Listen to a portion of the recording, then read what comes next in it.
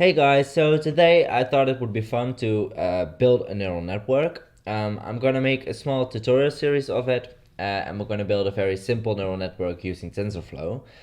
This is TensorFlow's website, but you don't have to do anything here actually because we're gonna use the Anaconda Navigator to keep things simple.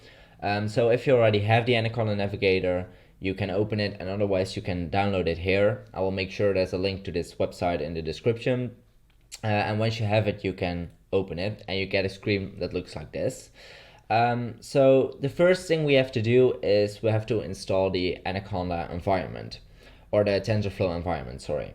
So go to environments and click on create, and then type your new environment name. As you can see, I already have my TensorFlow environment. Go ahead and create that, and then you can click on it to make sure that it's active, so that it's green here, as you can see. And then we're gonna need to install some packages. So if you go to the drop down menu here, you can click on not installed, and you get all the packages you haven't installed yet. And there are 3 packages we want to make sure we have before we start, and those are NumPy. So go ahead and click on NumPy, matplotlib. So go ahead and click on matplotlib, and TensorFlow itself, obviously. So search for TensorFlow and then click on TensorFlow. And we're also going to need the TensorFlow datasets because we're going to use a dataset from TensorFlow itself. Lastly, if you're planning on following this series to the end, then you're also going to need the scikit-learn package from SciPy. So install SciPy. And once you have selected those, you can click on apply, and then the Anaconda Navigator will start installing those packages for you. So I'll be back once that's finished. A few inches later. So I'm back again. So once that's finished, you can go to installed, and you will see, if you filter, because now I only have SciPy selected, you will see all packages that are installed, including the ones we selected, and also some dependencies are automatically installed. So once that's finished, you can go back to home, and we want to install the Jupyter notebook. So we're going to use that. So if you don't have it yet, you can also click on install here, and yeah, I will be back once that is finished as well. A few moments later. Alright, so it now has finished installing, and I can click on launch, and that will open up this window. You're gonna have to navigate to the folder you want to store your project. So once you've done that, you can click on new, and you can click on a new Python 3 notebook. And that will open up a new notebook for us in which we can code our neural network. So to test that everything is working correctly, we're gonna import some packages. So start with importing numpy snp, importing matplotlib as .pyplot, as plt, and import TensorFlow as tf. And if you run this, then it should give no errors. So it should just show nothing basically. If there's a number here, this means that it's run successfully. And maybe you can see it if I run it again. Yeah, for a very short while, that's like an asterisk here, and that means it's running. So once there's a number in there, you know that it's finished. And if there are no errors, then all packages are installed correctly. So now we're set up correctly, so we can start with gathering our data for our neural network. Alright, so now the environment is set up, we can start with the coding itself. Before we can start building the neural network, we first have to define some training and testing data for training and testing the network. And for convenience, we're going to use the built-in datasets from TensorFlow. So to access them, we're going to type the following.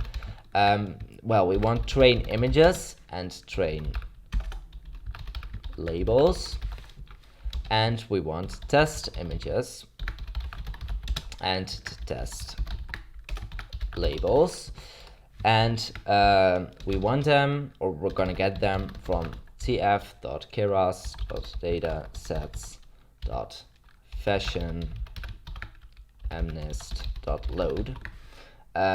Load data, I'm sorry. So what this line of code does, it loads the fashionMnist dataset, so this one, and because the internal structure of this function, what it returns, looks like this, we have to specify what element is what. So yeah, the internal structure returns train images, train labels, test images, test labels. Well, why do we need all this? Well, if you don't know anything about neural networks, the basic idea is that for the neural network to be smart, we want to train it. So we're going to need to have some data to train it on, and to know if it's also applicable to situations on which it hasn't learned, we're going to need some test data. So the train data is really for training the network, for making it smarter. And then the test data is to see if it also generalizes well to data it hasn't seen before. So why wouldn't the testing on the same data make sense? Well, because the network has seen that same data before. So it wouldn't make sense to test on data it precisely has learned on. Whereas testing on new data is interesting, because that would mean the network generalizes. And if it generalizes well, it would be a really smart network, at least in the area it is trained in, for in the real world.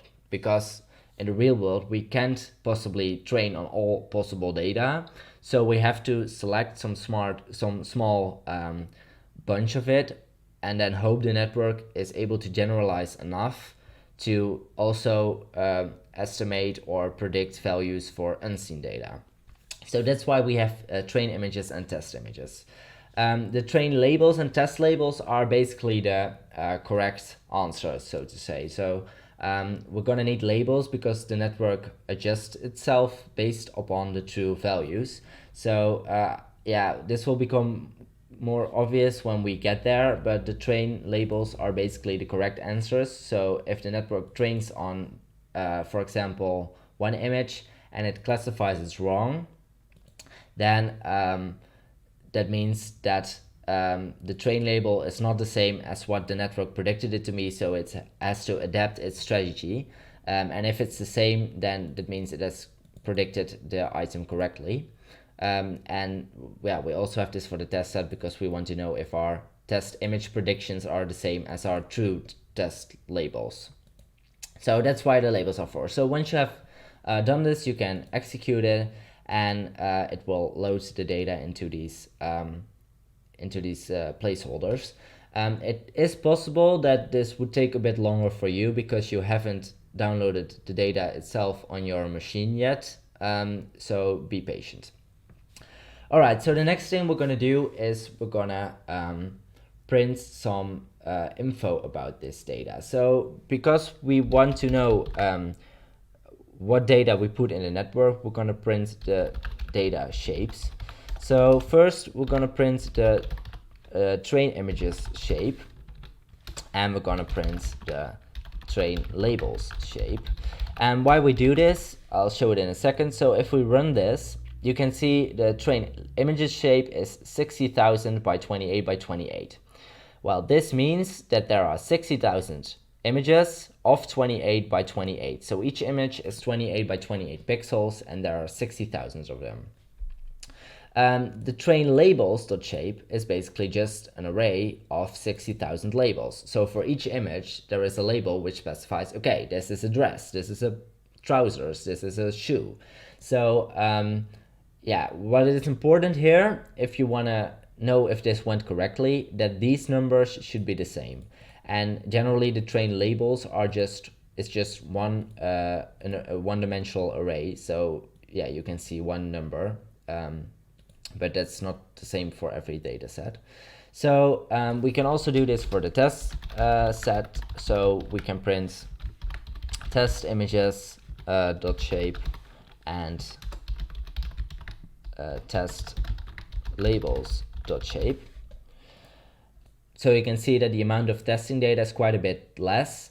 Well, this is because we want to devote most of our data, so most of the data we have, we want to put it into making the network smarter.